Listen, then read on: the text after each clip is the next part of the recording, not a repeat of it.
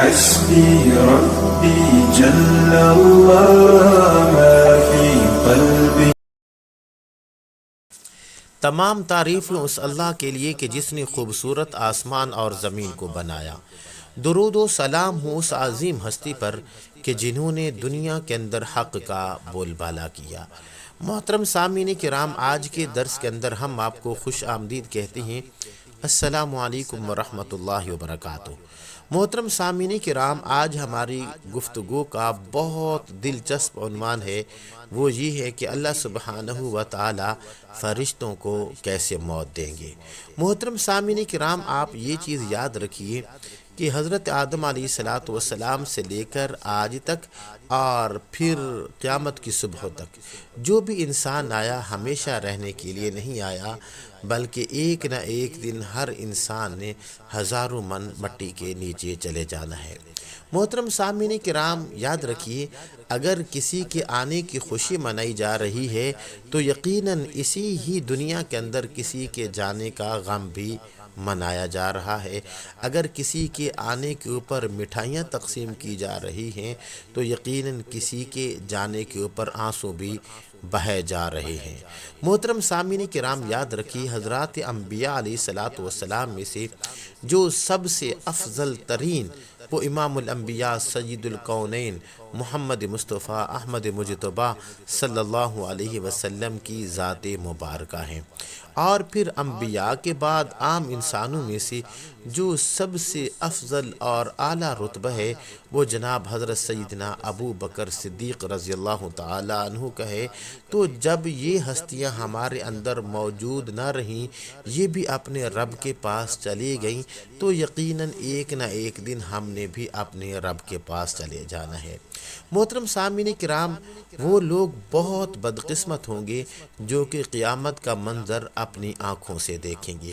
اس لیے کہ قرب قیامت ایک ایسی آواز آئے گی اور اس آواز کے اندر اتنی سختی ہوگی کہ لوگ سب کچھ بھول جائیں گے. تارے ٹوٹ جائیں گے، جو سورج ہے وہ پھٹ جائے گا، اور جو چاند ہے وہ بھی ریزہ ریزہ ہو جائے گا. زمین میں دراڑیں پڑ جائیں گی، اور جو سمندر ہے وہ آگ بن جائے گا، اور جو پہاڑ ہیں وہ روں کی طرح بکھر جائے گی.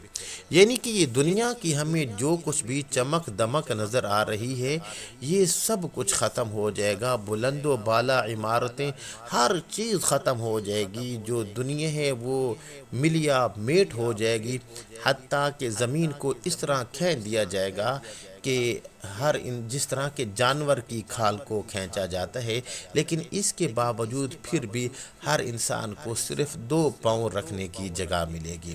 محترم سامعین کرام، اب انسان کے ذہن میں ایک سوال پیدا ہوتا ہے کہ جب قرب قیامت ہر چیز ختم ہو جائے گی تو فرشتوں کا کیا بنے گا؟ تو یاد رکھیے محترم سامعین کرام، جو فرشتے ہیں یہ اللہ رب العالمین کی ایک نورانی مخلوق ہیں، اور اللہ رب العالمین نے ان کے اندر گناہ کا مادہ نہیں رکھا، بلکہ اللہ رب العالمین نے جب سے فرشتوں کو پیدا کیے ہیں اس وقت سے لے کر آج تک اور قیامت کی صبح تک جو فرشتے ہیں وہ اللہ کی عبادت میں مصروف ہیں.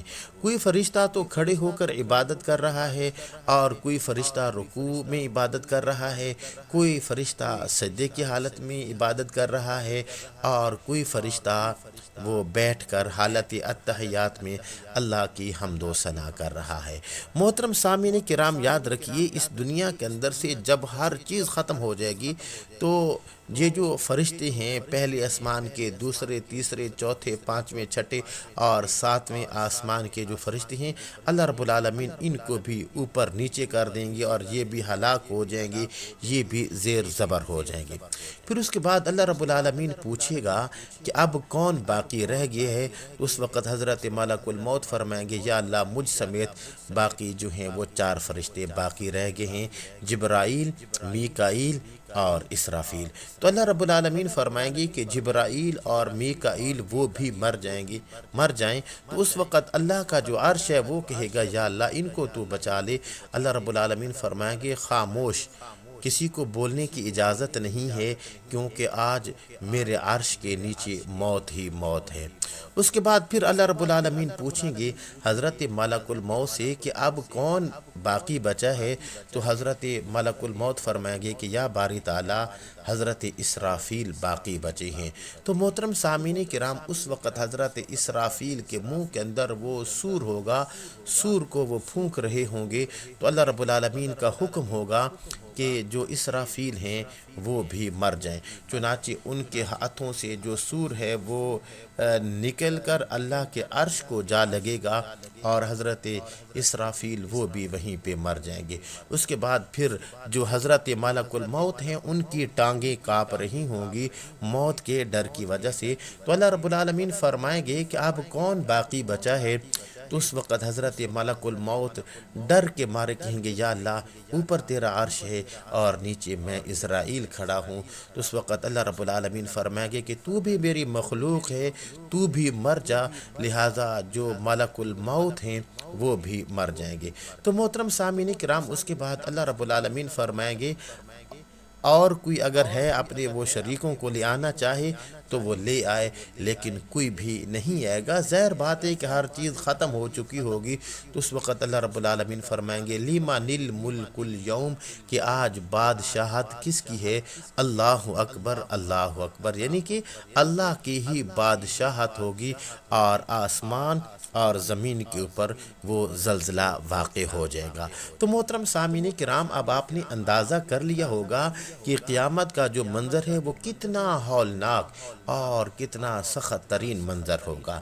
یقیناً وہ لوگ بڑے خوش نصیب ہیں کہ جو دنیا سے چلے گئے، اپنے رب کے پاس چلے گئے، ہزاروں من مٹی کے نیچے چلے گئے، کیونکہ جو قیامت کا منظر ہے وہ لوگ بہت بدقسمت ہوں گے کہ جو اپنی آنکھوں سے قیامت کے منظر کو دیکھیں گے، کہ جس وقت نفسا نفسی کا عالم ہوگا اور ہر چیز فنا ہو جائے گی، ہر چیز ختم ہو جائے گی، فرشتے بھی ختم ہو جائیں گی، کل من علیہا فان، ہر چیز ختم ہو جائے گی، وَيَبْقَى وَجْهُ رَبِّكَ ذُو الْجَلَالِ وَالْإِكْرَامِ، کہ صرف اور صرف اللہ کی جو ذات ہے وہ باقی رہے گی۔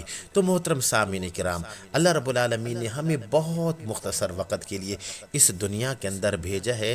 ہم نے جانا ہے، ہمیں زوال ہے، ہم ہمیشہ ہمیشہ رہنے کے لیے نہیں آئے، بلکہ جو ہمارا جو ہمیشہ رہنے کا گھر ہے وہ اللہ نے جنت کے اندر بنایا ہے، جنت کو بنایا ہے۔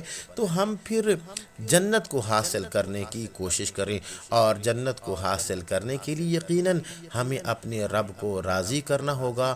تو آئیے اپنے رب کو منائیں، کیونکہ اللہ کو منانا بہت آسان ہے، بہت آسان ہے، بہت آسان ہے۔ تو محترم سامعین کرام، اجازت دیجیے، اپنے بھائی محمد زبیر حسن کو بس دعاؤں میں یاد رکھیے گا۔